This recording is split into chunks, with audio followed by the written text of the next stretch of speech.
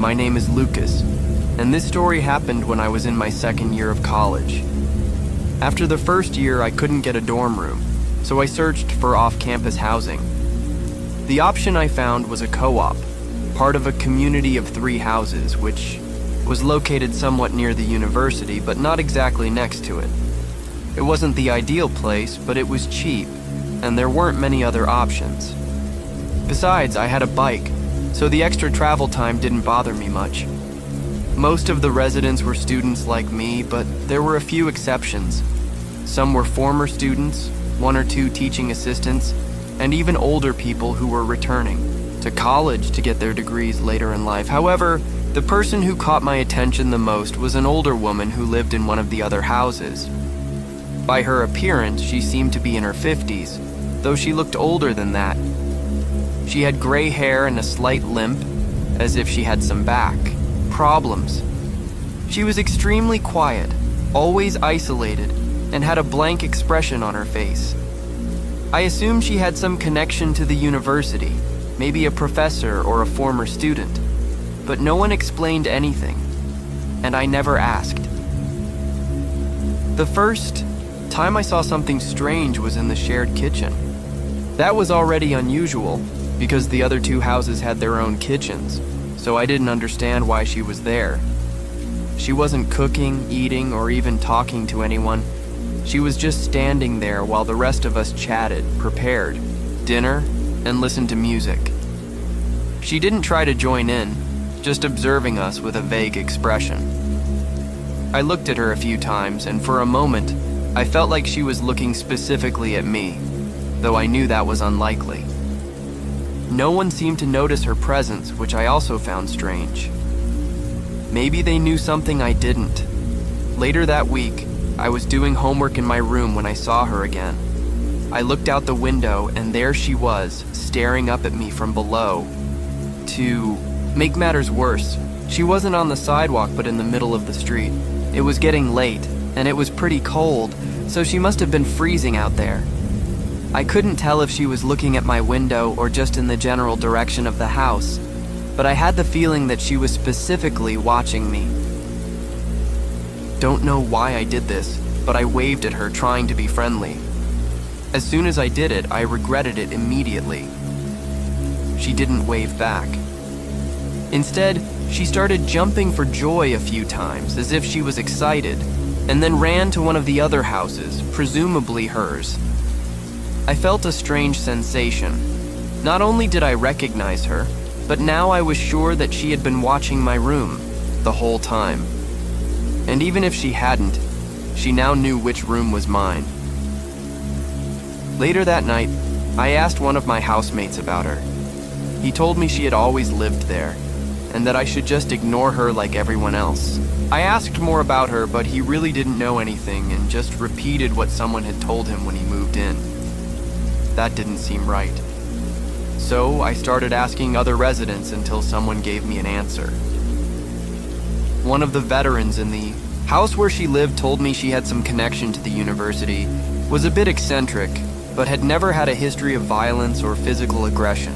I asked why no one found this strange, and he explained that they couldn't control who lived there, as the decision was made by the property manager. I wasn't completely satisfied with the answer, but there was nothing I could do, so I tried to block it all out of my mind. But things got worse. One night I left my room and almost bumped into her. She was in the hallway, right in front of my door. I jumped back, as she had caught me completely by surprise. It was already past midnight, a Tuesday, so the house was almost silent. She didn't say anything when she saw me. She barely reacted. Instead, she just turned around and left, as if I was the intruder. I won't go into all the details, but there were several other occurrences like this, where I found her in places where she shouldn't have been or doing something for no reason. At some point, I lost the key to my room. The 3 houses had once been part of an old hotel, so each room had its own personal key. It was a co-op, so most people left their doors unlocked.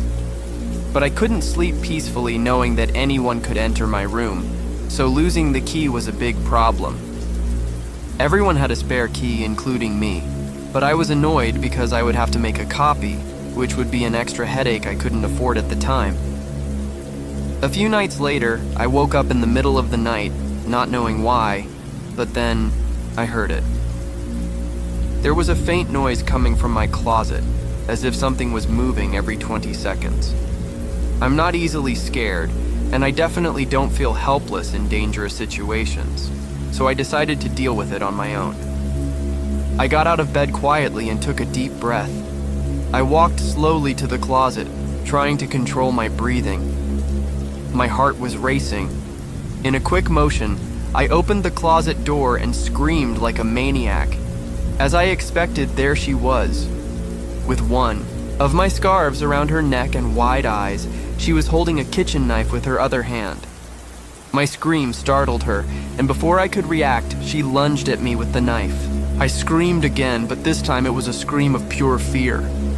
I fought her off, managing to disarm her easily, considering how fragile and small she was. But that didn't make the situation any less terrifying. She kicked, fought, and bit while I pinned her to the floor, screaming the whole time. I yelled for help, and I heard doors slamming, followed by my housemates rushing down the hall. My friend Henrique helped me hold her down, and the two of us kept her in place while someone called the police. The rest of the night was a blur. The police arrived quickly and arrested her on the spot. By that point, she had stopped screaming, but refused to speak, which was very disturbing. The police found my room key with her. It wasn't a huge surprise. A few weeks later, we got the answer about who she was. She was the sister of the property manager who had let her live there, unnoticed. She had serious mental health issues, and instead of seeking proper treatment, he had placed her in one of the vacant rooms.